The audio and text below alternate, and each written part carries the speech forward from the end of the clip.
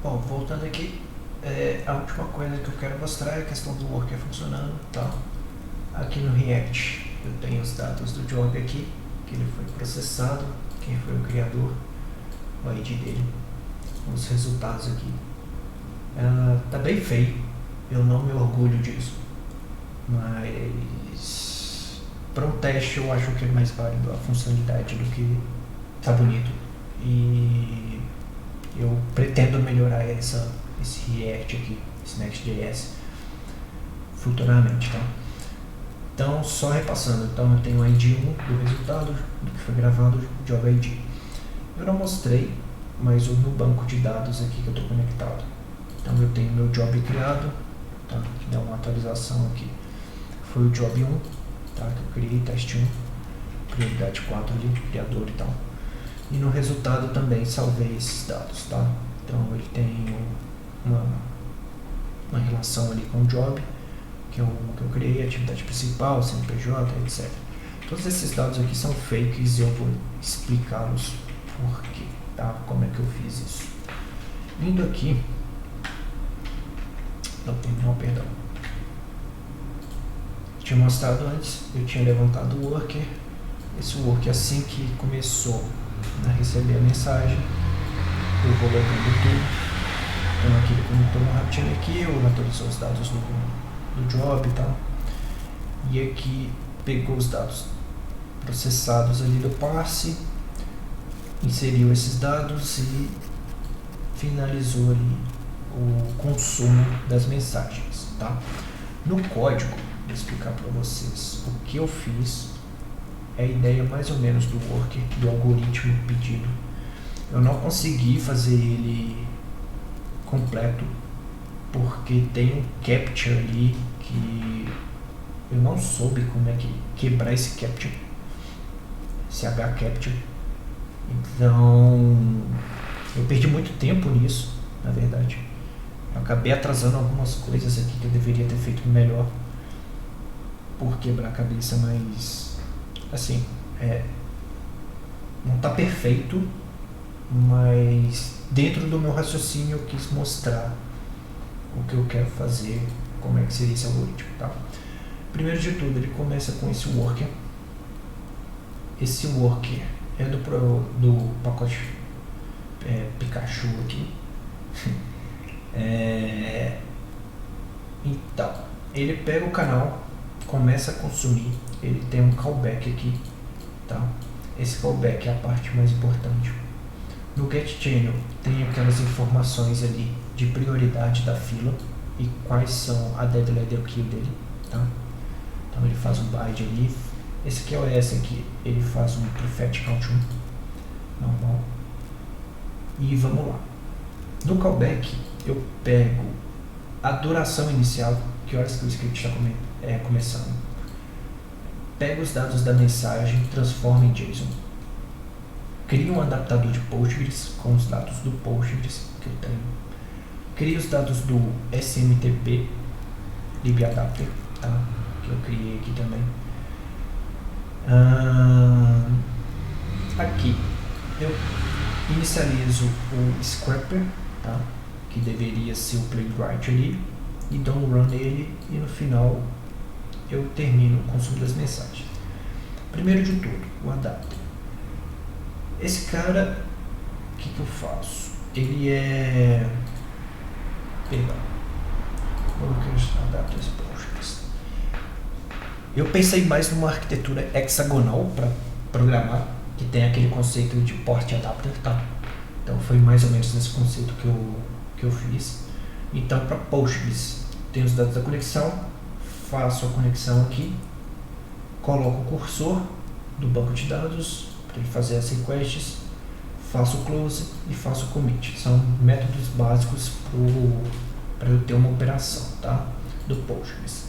Ali, do SMTP, eu utilizei a própria biblioteca interna do Python, a qual eu tenho um host e uma porta, e com essa biblioteca eu faço a conexão do servidor e disparo o e-mail aqui pro Mailhawk, tá? Beleza, esse cara, vou estar melhor informando aí quando eu estiver chamando os repositórios. Dentro das apps, então, eu tenho o Scrapper, que é o principal. Coisas comentadas aqui é porque eu não estou utilizando, que seria aquele Playwright, esse HCapture Challenger que não funcionou comigo. Também esse aqui é do Capture, desse pacote aqui. Mas vamos lá. Aqui eu tenho uma definição do site da Receita, tá? De acordo com o que foi me informado aqui. Então nesse cara aqui eu venho aqui, inspeciono o elemento, copio o XPath dele, né?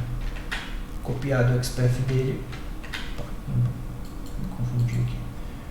Aqui eu tenho o que eu preciso, que é o ID do input ali, do botão e do capture.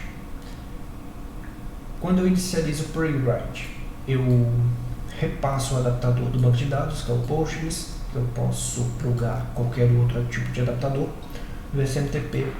Os dados que eu consumi da fila que eu fiz lá no JSON Loads é o job, né, a mensagem. Coloco aqui o job ID, o CNPJ que eu quero, o site. Esse site aqui é o site Receita. O parser que eu passo, que eu vou estar explicando ele que faz por que eu fiz dessa maneira, só para tentar simular esse scrapper, tá? Esse capture aqui não tinha que ter comentado, mas tudo bem. Start duration que eu passei como parâmetro e vamos para o run. O run, repo results, inicializa aqui o SQL Alchemy repository, o job repository e o e-mail repository, tá? Dentro aqui do SQL job repository eu atualizo o status. Então eu venho aqui, apps repositories. Então aqui eu tenho duas funções. Passei o adaptador ali do Postgres, tá? E vou lá e faço um insert, ou melhor, faço um update direto ali no banco de dados, falando que esse cara foi processado. Está em processamento, né? Em progress, na verdade. O update duration, ele vai lá, atualiza a coluna ali do duration e do result, finalmente ele cria os dados do resultado. Vamos lá por partes, né? Beleza, atualizei o status para processando, disparei um e-mail para o usuário. Vamos conferir se esse e-mail chegou.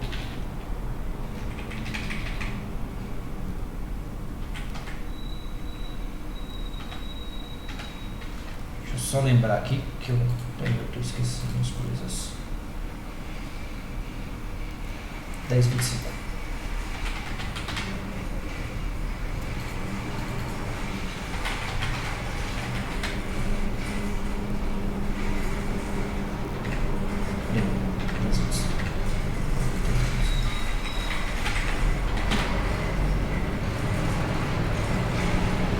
Beleza. Aqui o progresso.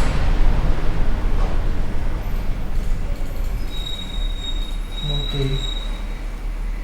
Eu acho que eu tive um erro de typo aqui, tá? Mas não tem problema. A mensagem teoricamente chegou.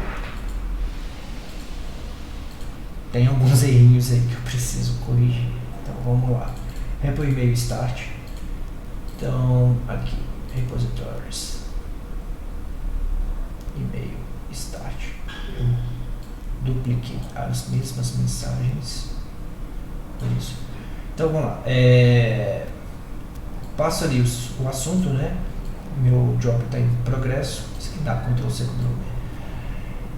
O from no reply e o to para quem que é o criador daquele job.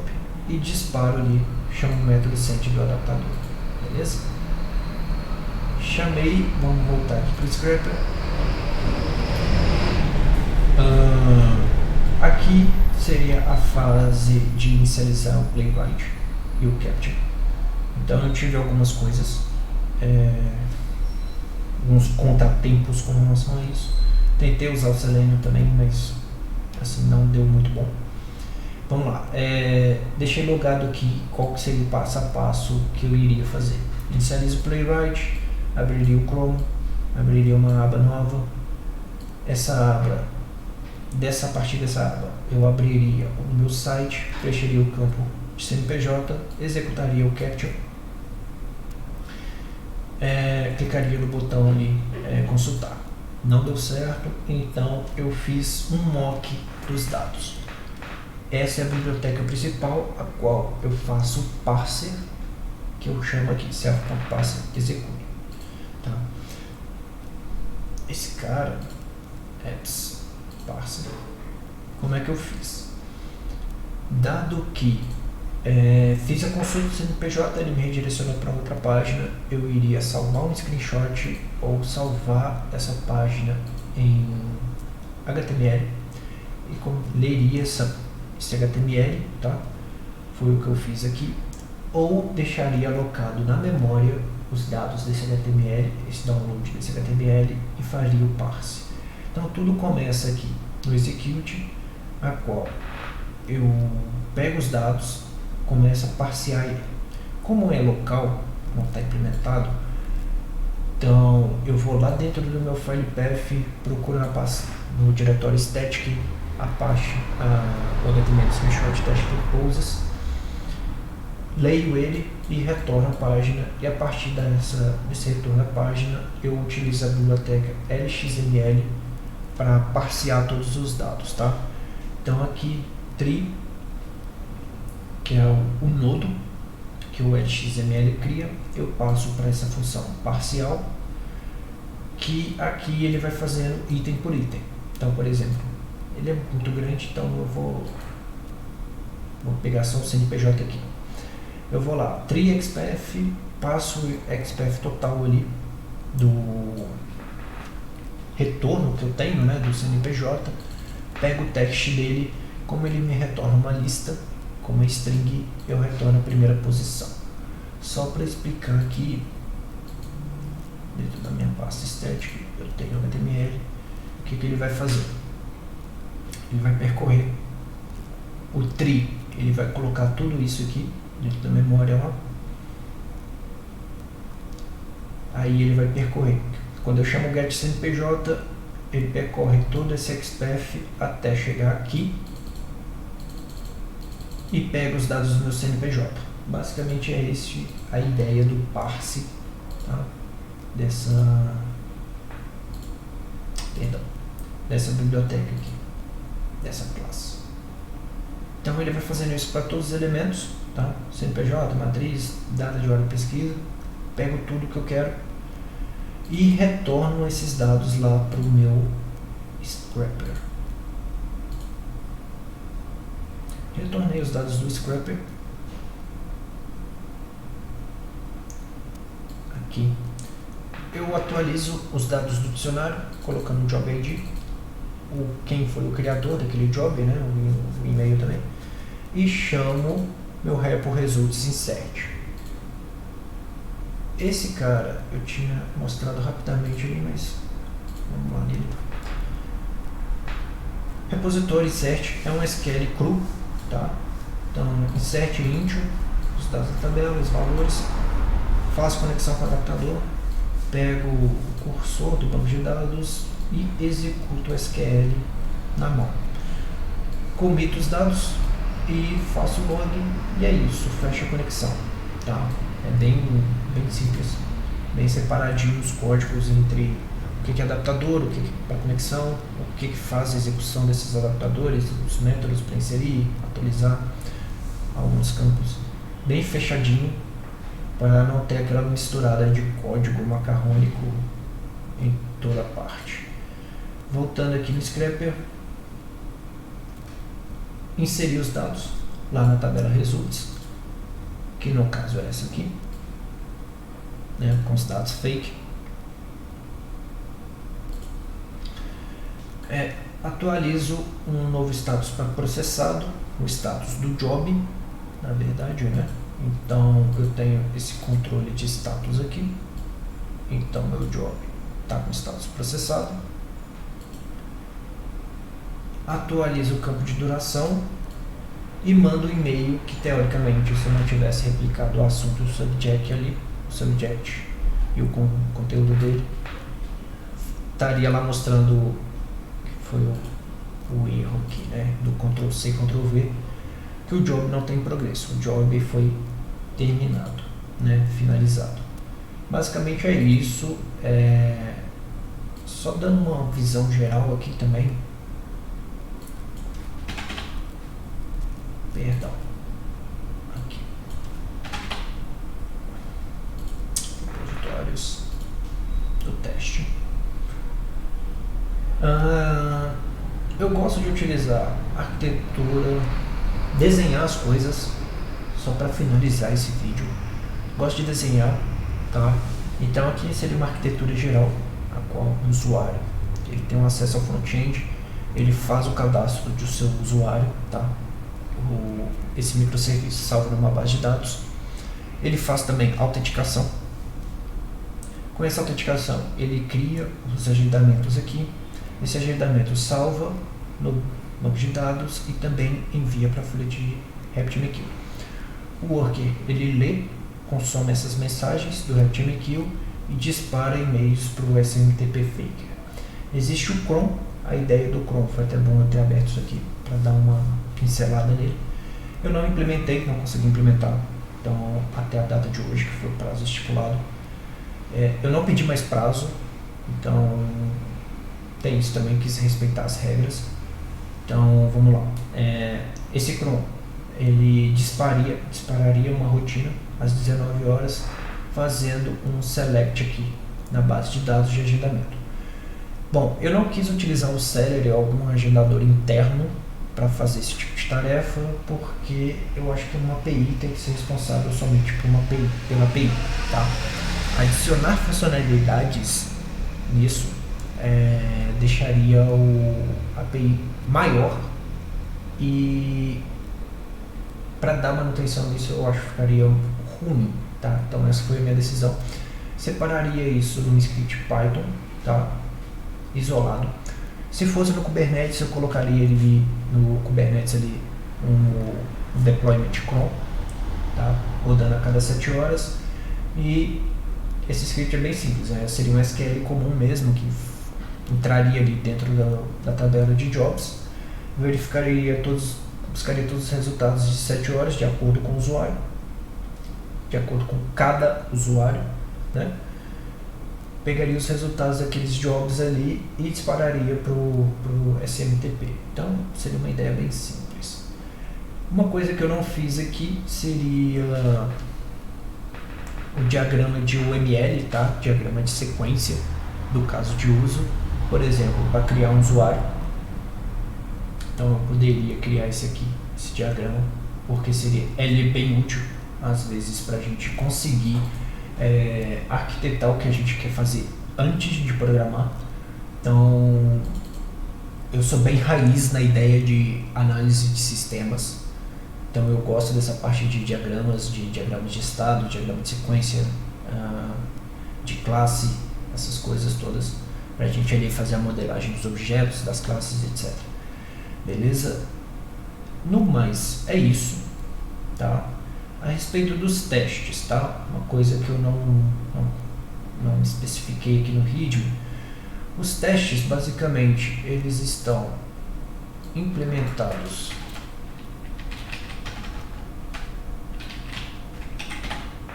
Flask API Users. Tem bastante teste aqui que eu fiz, o meu jeito de fazer testes, tá? Então, teste aqui do CPF, eu uso essa biblioteca PyTest. Então tem muita coisa aqui que eu fiz teste, tá? Dessa API. Então, aqui do admin, utilizo o mock, tá? Então eu prefiro fazer testes unitários ao invés de fazer testes de integração. Então, por isso que eu gosto de separar bastante classe, bastante métodos separados, porque ali eu consigo mocar as coisas, gerar um efeito colateral para saber o que eu quero, um side effect, e ali eu consigo testar o comportamento da minha função. Beleza? E é isso, tá? Basicamente os testes foram implementados nesse microserviço. Igual eu falei, eu tive alguns contratempos, perdi muito tempo ali naquele HCapture, acabei atrasando coisas, acabei fazendo coisas não tão bonitas como eu gostaria, como é o caso deste Next.js aqui. Mas tudo bem, eu peço até desculpas por isso. Mas eu quis chegar até a uma solução de arquitetura, tá, que eu tinha planejado em mente. A respeito do framework, por ser Python, ele é totalmente síncrono, então eu não fiz chamadas assíncronas, mas a ideia é ter um sistema, um teste que eu possa entregá-los e que vocês possam avaliar. Beleza, pessoal? É isso, valeu, obrigado aí pela oportunidade e obrigado. Valeu, tchau, tchau.